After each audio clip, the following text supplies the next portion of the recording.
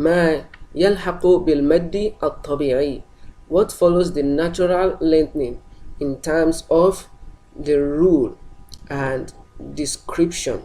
The first one is the lesser connecting mad, maddu as-silatu as-sughra, the lesser connecting mad, and maddu al-iwad, the substitute mad.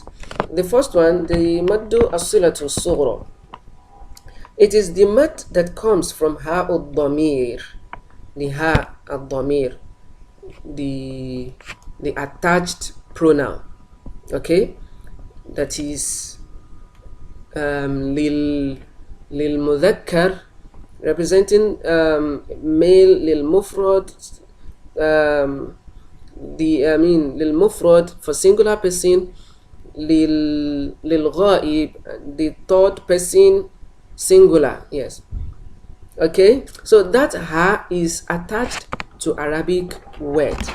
We see it, and that ha can either have fat, okay, it's either have dhamma or kesro, that is lahu, who, that who is maddu as-silatu as-sughra, and not lahu. Wherever you see lahu, lahu Allahu la ilaha illa huwa al-hayyul qayyum la ta'khudhuhu, yes, that is another one, la ta'khudhuhu, who, that is maddu as-silatu as-sughra.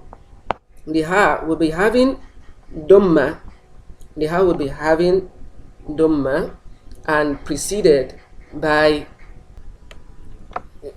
fatha, or let's say by a vowel,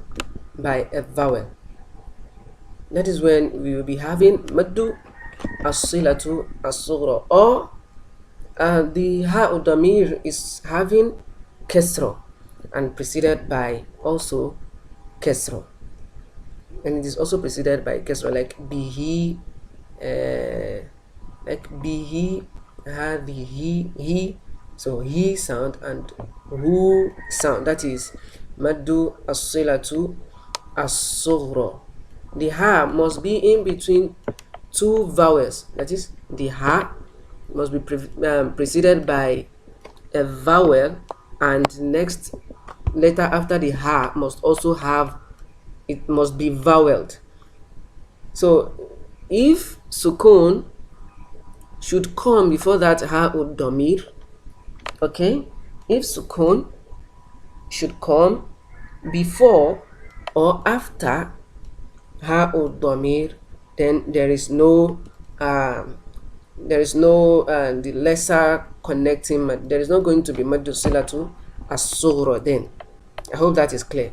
If the ha should be preceded either by sukun, or what comes after the ha ud damir is sukun, there is not going to be ha ad damir. So it is also not followed by hamza or sukun, according to the description of maddu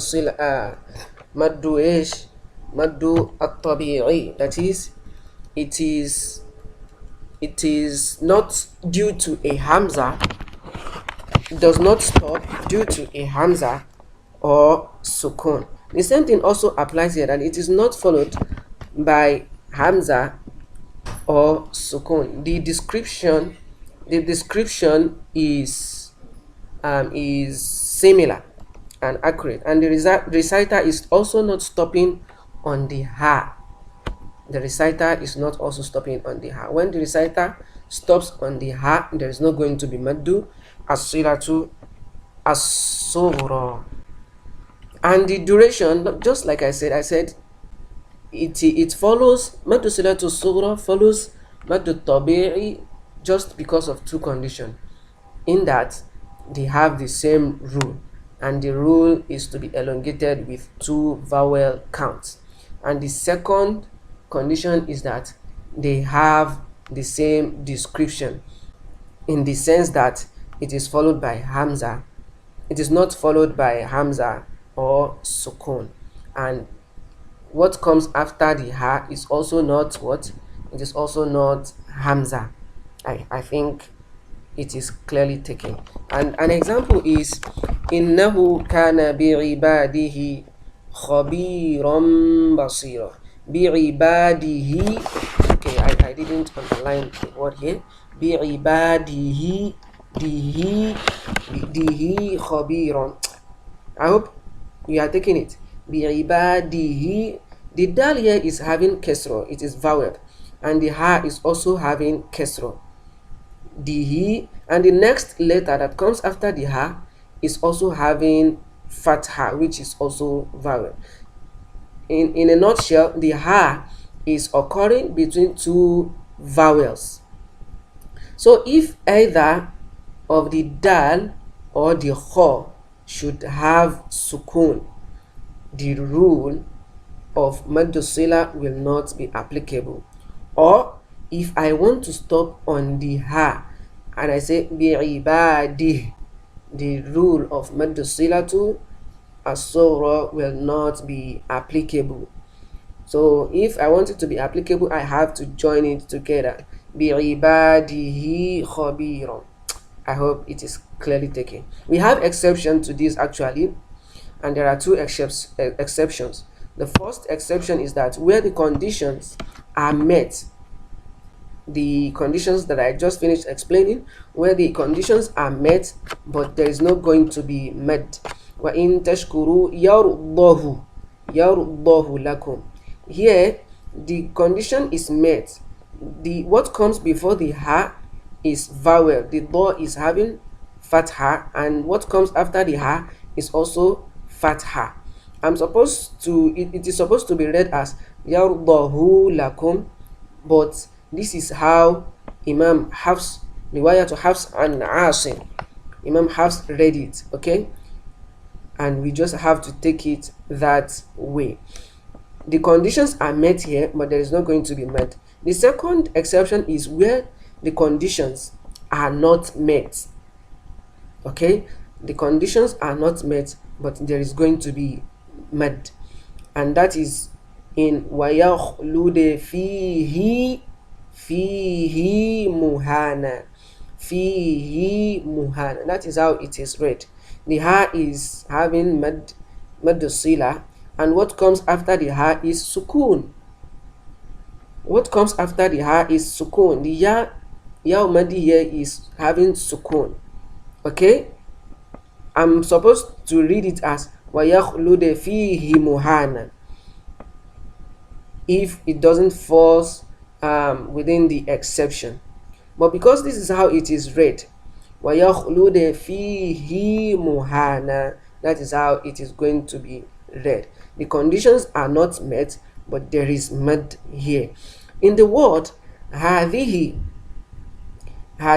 it also follows maddu sila if it is between two voweled letter. هذه ناقة الله. قال هذه ناقة الله. هذه, if it falls within two voweled letters, then the ha is going to be elongated with two counts. It follows maddu silatu as-sughra.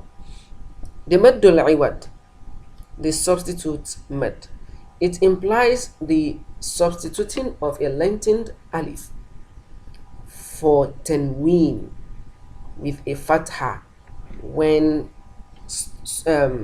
stopping on it. It is also the maddul iwad is also the second kind of mad that follows maddu at-tabi'i. I hope you recall now. It is the second kind of mad that follows maddu at-tabi'i. The first one is maddu silatu sughra, and the second one is maddu at-tabi'i in terms of rules, okay, and description of maddu at-tabi'i. I want you to get this perfectly. And it occurs when the fathatain, let me just put it in this simple way. It occurs when the fathatain is substituted or replaced by alif madi. Yes, when it is replaced with alif madi when stopping on word. Tanween can only occur on Arabic noun. At the end of Arabic noun, you want to stop on Arabic noun having fathateni. It is not kesroteni, not teni. It is fathateni, and you want to stop on that word having fathateni. You are going to be replacing the teni, the fathateni, with just ordinary fatia madi or alif madi. Let me just put it down. Alif madi, and its count, I mean, its lengthening is also for 2 counts. It takes place when the alif is written after the tanween or not. We have examples like bana a antum ashaddu khalqan am as-sama bana as-sama antum as-sama bana. This one. Okay, bana a. So here we can see that the last word here is having fathateni.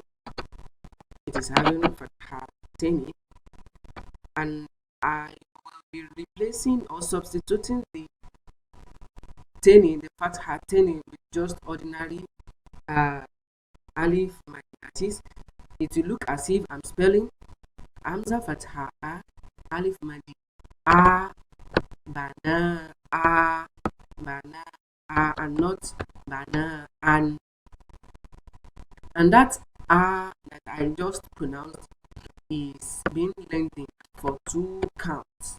Bana a. So if you are to be asked what kind of maddi is this, you should say that this is maddul iwab, and it is being allocated for just 2 counts. The same thing with bana a, ma a, ma a, ma a, and it's not going to be read as ma. And the same thing goes with Buddha, Shukuro. Don't forget, we are reading it this way because we are stopping on those words. If we are to join it together with what comes after them, then they are going to be read with their tenween. It doesn't also go without exception. There is exception to this rule. The first one is on ha'u at-ta'nif. Ha'u at-ta'nif. Sorry.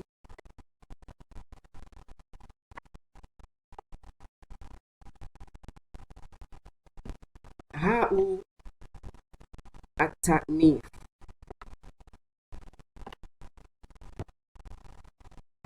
Ha'u at-ta'nif. It is read as a ha'u sakina. We know that ha'u ta'nif, that's ta marbuta. That's ta marbuta. See, you know, it can switch form. It can be pronounced with ha. It can also be pronounced with ta. So when we want to stop on that ta marbuta, it is to be pronounced with ha. That is what we are saying. And the vowel on the ta is then read when we are continuing our recitation. And when that ha'u ta'nif is having tanween, when it is having tani, there is not going to be such maddi. Okay? It is going to be read as ni'mah. You know, we already said when we want to stop on that down, it should be read as ha, a ha with sukun and not ta with sukun. Even if it is now having tanween, the rule is also not going to be applicable. The rule of mandul iwa is not going to be applicable. We have to read it as ha sakina and not with ta with alif mad, just as we did previously. It's not going to be ni'mata, but ni'mah. Rahmata wrong, but rahmah. Fatimata is wrong, but Fatima, that is for maddu at-tabi'i.